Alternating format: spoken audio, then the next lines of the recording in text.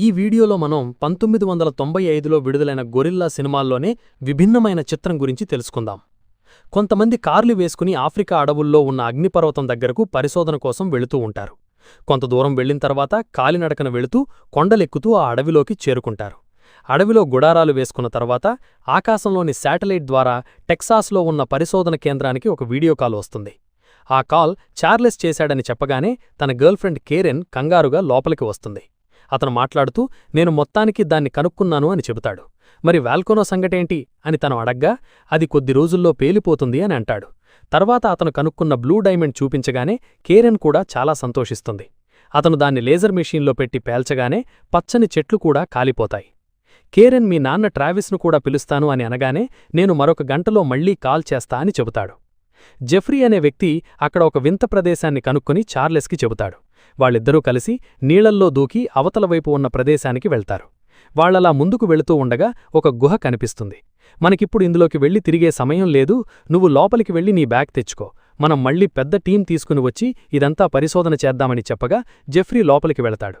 లోపలికి వెళ్లినతను ఎంతసేపైనా బయటికి రాకపోవడంతో చార్లెస్ అరుస్తూ ఉంటాడు. అప్పుడు అతని వీపు మీద ఏదో పడుతుంది. అది జెఫ్రీ కన్నని తెలిసి వెనక్కి తిరిగి ఏదో చూసి గట్టిగా అరుస్తాడు. మరోవైపు కేరెన్తో పాటు చార్లెస్ ఫాదర్ కూడా అతని కాల్ కోసం వెయిట్ చేస్తూ ఉంటారు. కాల్ రాకపోయేసరికి ఇక్కడ్నుంటే కెమెరా ఆన్ చేయమని ట్రావిస్ చెబుతాడు. కెమెరాను చుట్టూ దిప్పి చూడగా అక్కడికి వెళ్లిన వాళ్లందరూ శవాలుగా పడి ఉంటారు. అప్పుడే కెమెరా ముందు ఒక భయంకరమైన గొరిల్లా పరిగెడుతుంది. అది గట్టిగట్టిగా అరుస్తూ కెమెరాని నాశనం చేయడంతో చార్లెస్ తండ్రికి కోపం వచ్చి కేరెన్ పైన అరుస్తూ ఉంటాడు. అసలు వాళ్ళందర్నీ చంపిందెవరు? గొరిల్లాలు మనుషుల ప్రాణాలు తీయవు కదా, మరింకెవరైనా వాళ్ళని చంపి ఉంటారా అని వాళ్లలో వాళ్లు మాట్లాడుకుంటూ ఉంటారు. ట్రావిస్కి తన కొడుకు చనిపోయాడేమో అనే బాధకన్నా డైమండ్ మీదనే ఎక్కువ ఆశగా ఉంటుంది. అక్కడికి నిన్ను పంపిస్తా, నా కొడుకుని డైమండ్ని సేఫ్గా ఇక్కడికి తీసుకొచ్చే బాధ్యత ఇప్పుడు నీది అని కేరెన్కి చెబుతాడు. నువ్వు నీ కొడుకు కోసం కాకుండా ఆ డైమండ్ కోసం అక్కడికి పంపుతున్నావని నాకు తెలిసిన రోజు నీకు ఏదీ దక్కదు, గుర్తుపెట్టుకోవని చెప్పి ప్రయాణానికి సిద్ధమవుతుంది. మరోవైపు ఏమీ అనే గొరిల్లాకి పీటర్ అనే ప్రొఫెసర్ మాట్లాడటం నేర్పించి దాని మాటలు మనకి అర్థమయ్యేలా ట్రాన్స్లేట్ చేసే గొప్ప అద్భుతాన్ని కనుగొంటారు. అది సైన్ లాంగ్వేజ్ను మాటల రూపంలో మార్చే ఒక పరికరమని, ఇది విజయవంతమైతే జంతువులతో పాటు కలిసి జీవించవచ్చు అని చెబుతాడు. అంతటితో ఆగకుండా సెమినార్లో అందరి ముందు తన గొరిల్లాతో మాట్లాడించి మరీ వాళ్లకి చూపిస్తాడు. గొరిల్లా మాట్లాడటం చూసి అక్కడి వాళ్లంతా ఆశ్చర్యపోతారు. కాని వాళ్లల్లో ఒక వ్యక్తి మాత్రం సంతోషంతో పొంగిపోతూ ఉంటాడు. అతను తన దగ్గర ఉన్న ఉంగరం తీసుకుని దానిపై ఉన్న కన్ను గుర్తును చూస్తూ ఉంటాడు.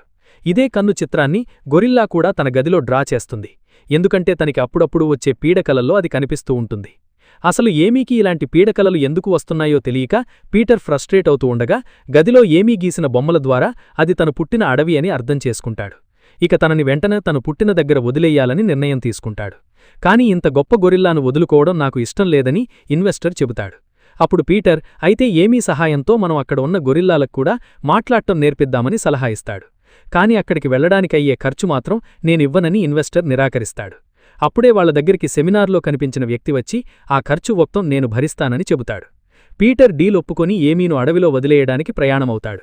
కాని తన స్నేహితుడు మాత్రం అయిష్టంగానే అతనితో రావడానికి ఒప్పుకుంటాడు. అందరూ విమాన ప్రయాణం కోసం సిద్ధమవుతూ ఉండగా అక్కడికి కేరెన్ కూడా వస్తుంది. నేను కూడా మీతో వస్తాను, నన్ను కూడా తీసుకెళ్లమని పీటర్ను అడుగుతుంది. కాని అతను అందుకు ఒప్పుకోడు. అదే సమయంలో పీటర్ సామాన్లు మొత్తం బయటపడేస్తూ ఉంటారు. ఎందుకని అడగ్గా వీటికి మీరు పే చేయలేదు అని చెబుతారు. నిజానికి హొమోల్కా వాళ్ళకి మనీ పే చేయకపోవడం వల్లే అలా సామాన్లు బయటపడేస్తారు. అది చాలా పెద్ద మొత్తం కావడం వల్ల ఆ డబ్బు నేనిస్తాను, నన్ను కూడా రానివ్వండి అని క్యారెన్ చెప్తుంది. ఇక వేరే దారి లేక పీటర్ కూడా అందుకు ఒప్పుకుంటాడు. ఏమీకి క్యారెన్ అంటే జెలస్ ఫీల్ రావడంతో తనని భయపెడుతూ ఉంటుంది. ఇది కూడా కింగ్కాంగ్ లాగా మనమీద అటాక్ చేస్తుందా అని క్యారెన్ అడగ్గా అవన్నీ కట్టుకథలు, గొరిల్లాలు మనుషుల మీద దాడి చెయ్యవు అని పీటర్ చెప్తాడు. ఆ రాత్రి ప్రయాణం ముగించుకుని ఉదయానికి వాళ్లు ఆఫ్రికా చేరుకుంటారు. టూర్ గైడ్ వాళ్లని పికప్ చేసుకుని బయటకు తీసుకెళ్తూ ఉండగా అక్కడ గవర్నమెంట్స్ మధ్య జరుగుతున్న గొడవల్లో ప్రెసిడెంట్ కార్ని బ్లాస్ట్ చేస్తారు. సెక్యూరిటీ గట్టిగా ఉండటంతో వాళ్లనక్కడ ఆపేసి మిమ్మల్ని ఇక్కడ్నుండి మున్రో బయటికి సురక్షితంగా తీసుకెళ్తాడని చెప్తాడు. మున్రో ఒక ఆర్మీ వ్యాన్ లాక్కుని వాళ్లని అందులో తీసుకెళ్తా వెనక లగేజ్ పంపమని చెప్తాడు. అసలు మీరీ గొరిల్లాను తీసుకుని ఎక్కడికి వెళ్తున్నారని మున్రో అడగ్గా దాన్ని అడవిలో వదిలేయడానికి అని పీటర్ చెప్తాడు. అంటే మీరు అడవిలో ఉన్న రహస్య ప్రదేశానికి వెళ్తున్నారా, అందుకే దీన్ని మీ కవర్లాగా వాడుతున్నారా అని అంటాడు.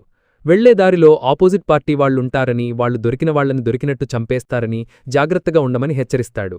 రెండవ చెక్పోస్ట్ దగ్గరికి చేరుకున్న తర్వాత అక్కడ వాళ్లని పట్టుకుని బంధిస్తారు. వాళ్ళు పీటర్ను తన ఫ్రెండును ఒక గదిలో ఉంచి మీరు బార్డర్ దాటడానికి వీల్లేదు అని వార్నింగ్ ఇస్తూ ఉంటారు. మరోవైపు క్యారెన్ మున్రోలను కమాండర్ దగ్గరికి తీసుకొస్తారు. మమ్మల్ని వెళ్లనివ్వండి అని క్యారెన్ అడగ్గా ఇప్పటికే ప్రెసిడెంట్ కారుని పేల్చారు, ఇక్కడ్నుండి ఎవరూ వెళ్లడానికి వీల్లేదని అంటాడు. చివరికి వాళ్ల దగ్గర డబ్బులు తీసుకుని అక్కడ్నుండి పంపించేస్తాడు. క్యారెన్ వెంటనే పీటర్ దగ్గరికి వచ్చి వాళ్లని కూడా విడిపిస్తుంది. ఆ రోజు రాత్రి వాళ్లు 3వ చెక్పోస్ట్ కూడా దాటి వాళ్ల లగేజున్న ప్లేన్ దగ్గరికి చేరుకుంటారు. అక్కడ వాళ్లంతా ఏమీని పీటర్ వైఫ్ అని ఎగతాళి చేస్తూ ఉంటారు. అప్పుడే హొమోల్కా మనం రెయిన్ ఫారెస్ట్కి ఎప్పుడు చేరుకుంటామని అడుగుతాడు. అతను వేరే దేనికోసమో వీళ్లతో వస్తున్నాడని మున్రోకి అనుమానం వస్తుంది. ఎందుకలా అంటున్నారని క్యారెన్ అడుగుతుంది. అప్పుడు మున్రో చెప్తాడు, హొమోల్కా 5 సంవత్సరాల క్రితం ఇక్కడికి వచ్చాడని, జింజ్ అనే సిటీ గురించి వెతుకుతూ వచ్చాడని, ఇతనితో వచ్చిన వాళ్లందరూ అడవిలో చచ్చిపడి ఉన్నారని చెప్తాడు.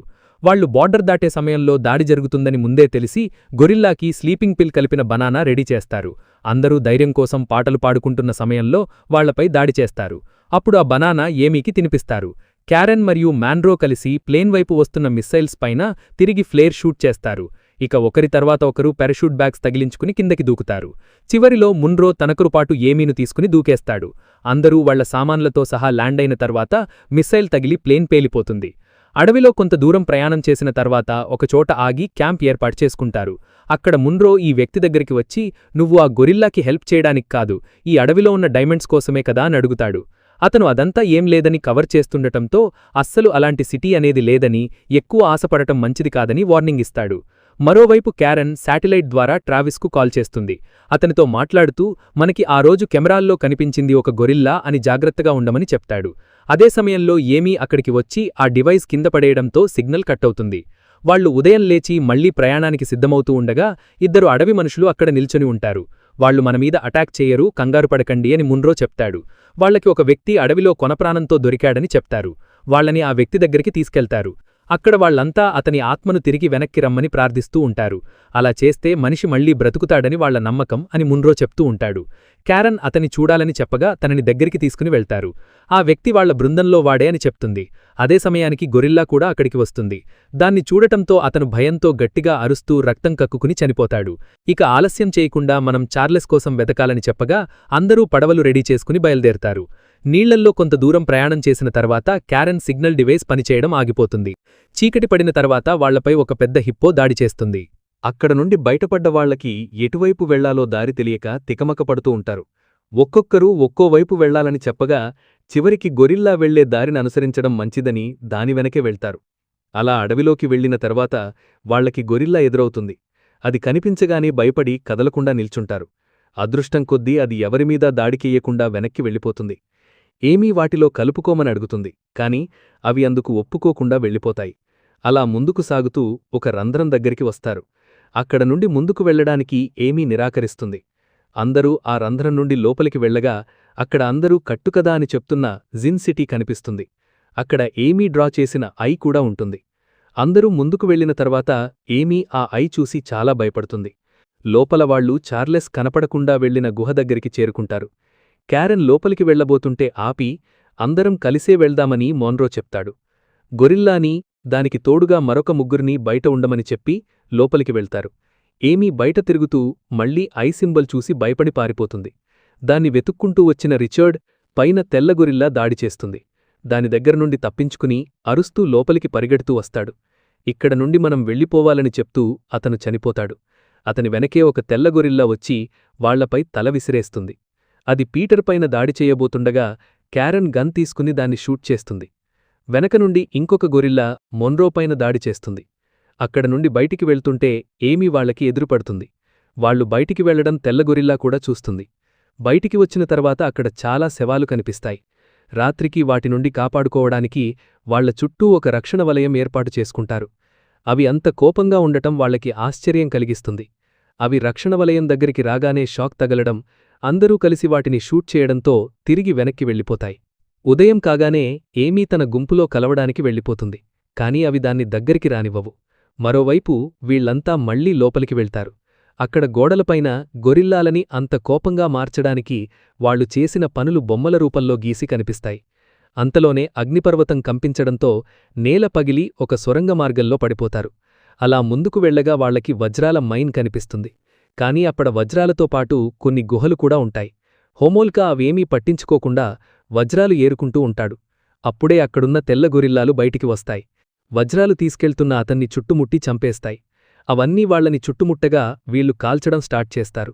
దానితో లోపల ఉన్నవి కూడా బయటికి వస్తాయి. అక్కడ నుండి బయటపడడానికి దారి వెతుక్కుంటుండగా డైమండ్ మైన్ మాత్రమే కనిపిస్తుంది. అవి కేహెంగాని కూడా చుట్టుముట్టి చంపేస్తాయి. ఆఖరికి ముగ్గురు మాత్రమే మిగులుతారు. దారి వెతుక్కుంటూ వెళ్లిన క్యారెన్కి చార్లెస్ కనిపిస్తాడు. కానీ అప్పటికే అతను చనిపోయి ఉంటాడు. వాళ్లు తిరిగి మొన్రో దగ్గరికి వచ్చేసరికి అక్కడ బోలెడని తెల్లగొరిల్లాలు వాళ్లకి అడ్డంగా ఉంటాయి. క్యారెన్ వాటిని కాసేపు అడ్డుకోమని చెప్పి వెనక్కి వెళ్ళిపోతుంది. అదే సమయంలో పీటర్ను ఒక గొరిల్లా పైకి లాగి విసిరేస్తుంది. క్యారెన్ చార్లెస్ దగ్గర ఉన్న వజ్రం తీసుకుని లేజర్ డివైస్లో పెడుతుంది. కానీ ఇక్కడ గొరిల్లాలు పీటర్ను చుట్టుముడతాయి. అప్పుడే మన ఏమీ సూపర్ హీరోలాగా వచ్చి పీటర్కి అడ్డంగా నిల్చుంటుంది. వాటికి ఏం చెయ్యాలో తెలియక అలానే నిల్చుని ఉండగా క్యారెన్ ఆ లేజర్తో వాటిని షూట్ చేసి చంపేస్తుంది.